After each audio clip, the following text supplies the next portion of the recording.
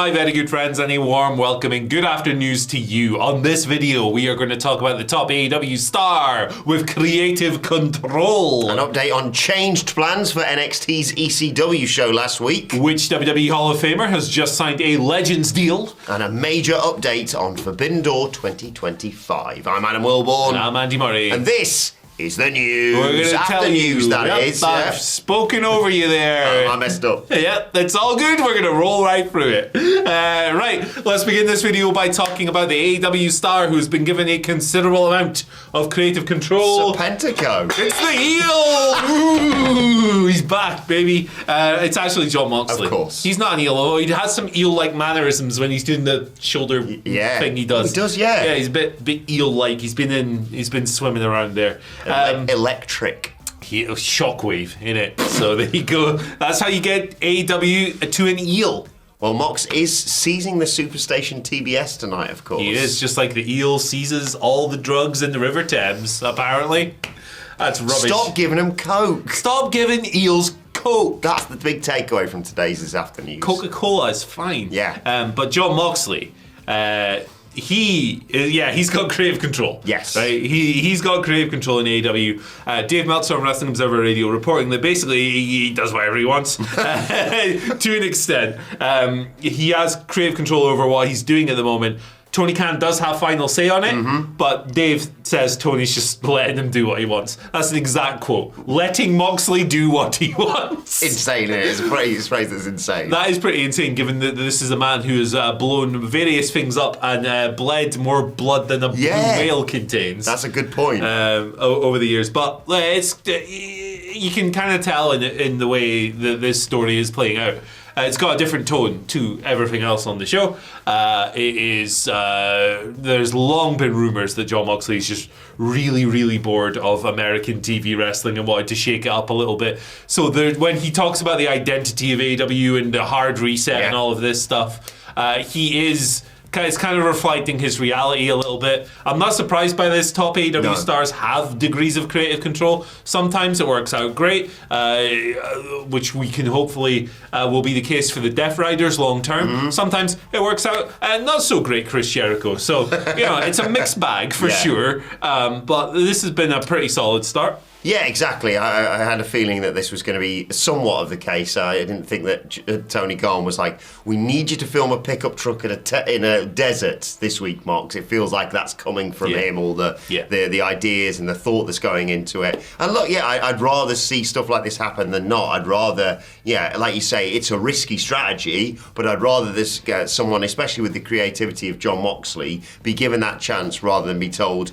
you're this person, be this person, especially because... And it kind of came through, if we're perfectly honest, over the last year. Previously, he was someone who's disillusioned, let's say, with wrestling. Yeah, for sure.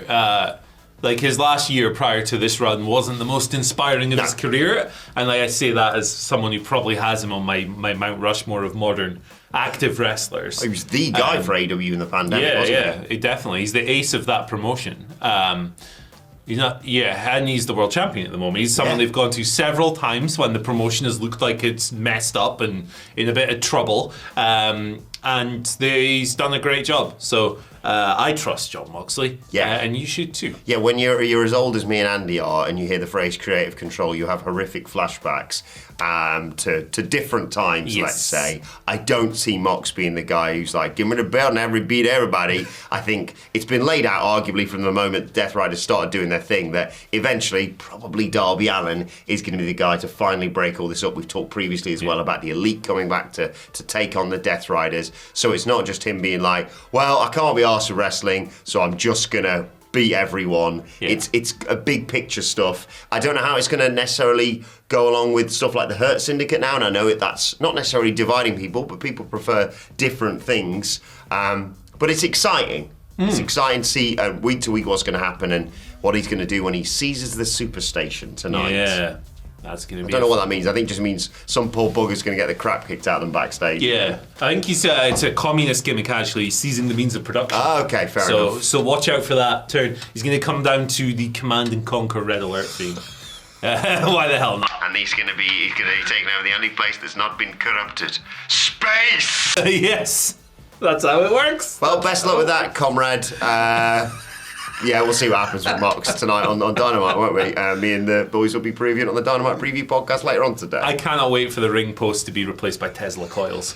What was the geezer? What was the mind control geezer in that? Was it Yuri? Oh, I think it was Yuri. So long. Yeah, because it was Yuri's Revenge was the add-on pack. So there you go. I was a big Age of Empires guy as well back in the day. I love all these games. Red Alert 2 had the Kirovs, which were airships, and they were like invincible. And you clicked on it and went Kirov reporting. It was awesome. Bring those into AEW. Yeah, okay. It's funny, I was chatting to a mate of mine, you've met him before, my mate Ben, and he's got a kid now and he's married and all that stuff. And he had a night where the missus was away, the kids were away and all that, and it's like, oh wow, what are you going to do? You're going to party? You're going to go on out in the town? You're going to go wild? And he said, no, I'm just going to stay home and play Age of Empires. Yes. That sounds like the best night ever, doesn't it? Age of Empires 2 is the GOAT. What a beautiful game that was. Had the Celtic faction, the Ward Raiders. Yes. Let's go. Shout out as well to Medieval and Rome Total War. Yeah, Goated. Shogun. All those games. I need to get back on gaming. I'm going to word with Scott Tailford. Let us know your favourite real-time strategy games in the comment section below. And I'll bring you up to date on some interesting details regarding NXT's ECW show that, of course, went down last week. They had Bubba Ray Dudley, we were about to talk about on there, RVD. Dawn Marie was a special guest referee on there. And Francine was just there in the crowd. And if you're a little bit disappointed that we didn't get more from Francine, she clarified what happened with her and plans sort of changing on her podcast. Hey! Eyes Up Here. That's the name of the podcast. Eyes Up Here with Francine. She said she was the one originally pitched to be the guest referee for that Lola Vice Jada Parker match. I mentioned that Dawn Marie was the referee for, but she couldn't do it due to her abdominal surgeries. She was then pitched to be a backstage interviewer, but her voice was shot basically. So they ultimately settled on her just having a cameo on the front row and leading a crowd in an ECW chant. But it's just nice to see her. To be honest, she looks great. Yeah, what pain in the ass that must be. We're going to do your backstage interviewer and you lose your voice that day or something, man. Yeah, that would be problematic. That would work. I think it's nice to get people from ECW involved in this stuff. We'll talk about another one in a little bit. Yeah, like Dawn Marie doing the referee spot and all this stuff. It's Rhino hit a gore, didn't he? Yeah, it's what it's all about. Obviously, there are certain people from ECW history you maybe don't want to use. But hey, listen, if you had done somehow Sabu going through a barbed wire table, I would have popped. Yeah. As a freak of this. Yeah. I like the one. I liked it as a special. I hope they do it again eventually. Yeah. The one regret I have about it is that I wish they'd done. I wish Rob Van Dam had wrestled. Yeah. He's still good. It must have been, I don't know whether it's medical or what was going on there, but it felt like it was very explicit, like he even got beaten up off camera. Yeah. So if he is suffering from something, get well soon, Rob. Yeah, get well soon, Bob. We've just invented that he's ill. Yeah. He could have just said, actually, I don't fancy taking a bump, to be perfectly honest. Can't be asked. I've been on Lucifer's Legumes today, brother. I've been down my garden. He's like green fingers. He is indeed. That's what they say. Dr. Green Thumb. There you go. What other gardens of Eden? What's that? What's that? That's the Bible you're thinking of there. Let me just double check. I don't think Rob Van Dam's in that. 1 second. No, he's not there. You know what is in the Garden of Eden, though? An eel. It is. It bites the apple, doesn't it? That's one version of events.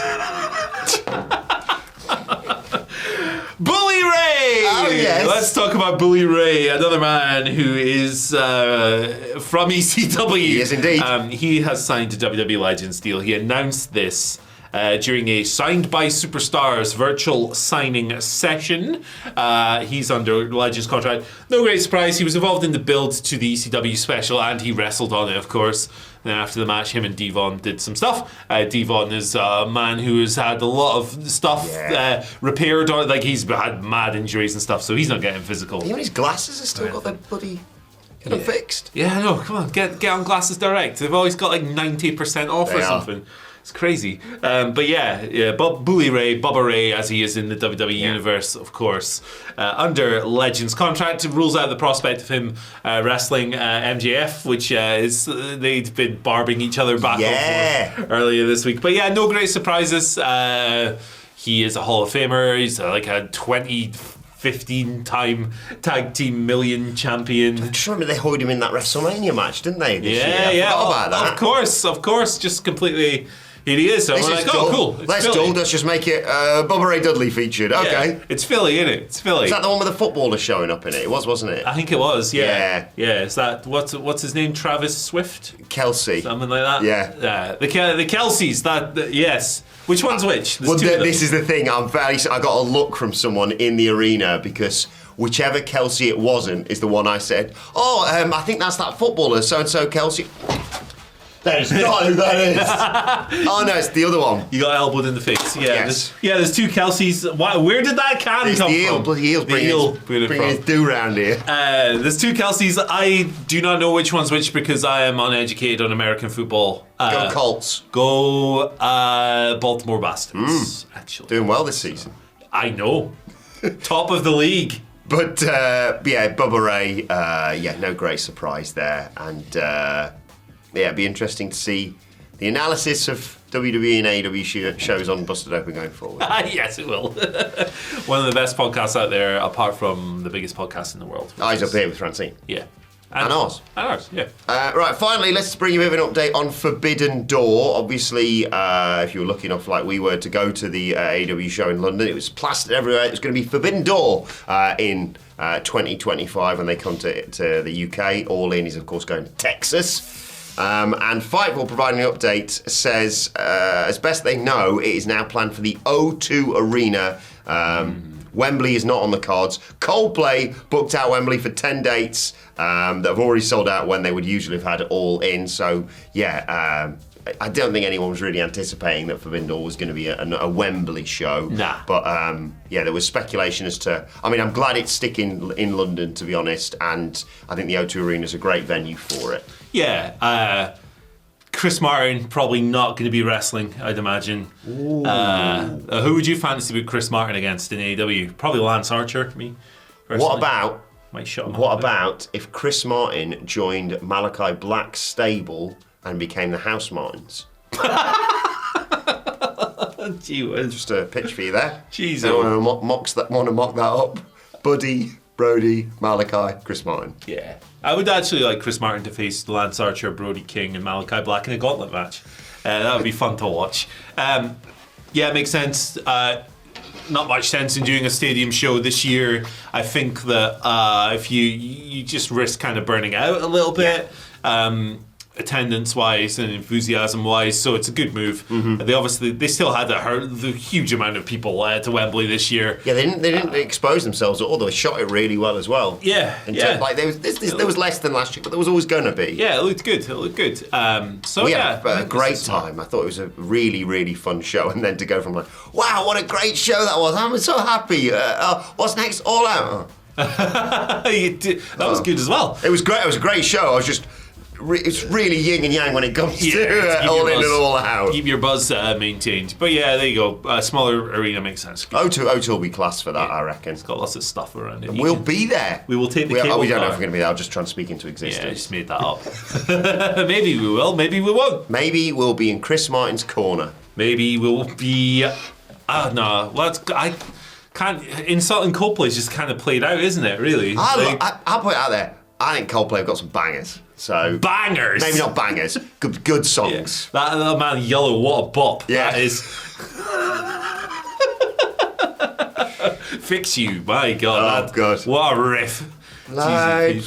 Maybe not bangers was the right term. They're good. Songs you enjoy. They're fine, aren't they? Yeah. It's a bit like, I don't know, like it's played out. Like I don't listen to Coldplay, but like, yeah. Yeah, I'm sure if AEW and New Japan, put some high flyers in a match, Chris Martin would say, well, there's a sky full of stars. I can't remember any more Coldplay songs we've said, all the ones I can think of. Yeah, there you go. Yeah. Every teardrop's a waterfall. Dun, dun, dun, dun, dun, dun, dun, dun, dun. That one. Is that a bell one? Is that a Christmas one? I don't know, mate. They do a Christmas one. A Christmas Lights. I quite like that. Driving Home for Christmas. Yes, that's the one. That's the one. Chris DeMartin. Actually, Chris Martin has been booked in the time we've been talking about this for a match at Forbidden Door. Lance Archer. Good stuff. I love Lance. Jamie Hayter's going to kick his ass. What would you call a tag team of Chris Martin and Natalia? I don't know. Chris Fartin. Goodbye. Here's a video. See you later. Morning news, it right here. See you later. Flatulence.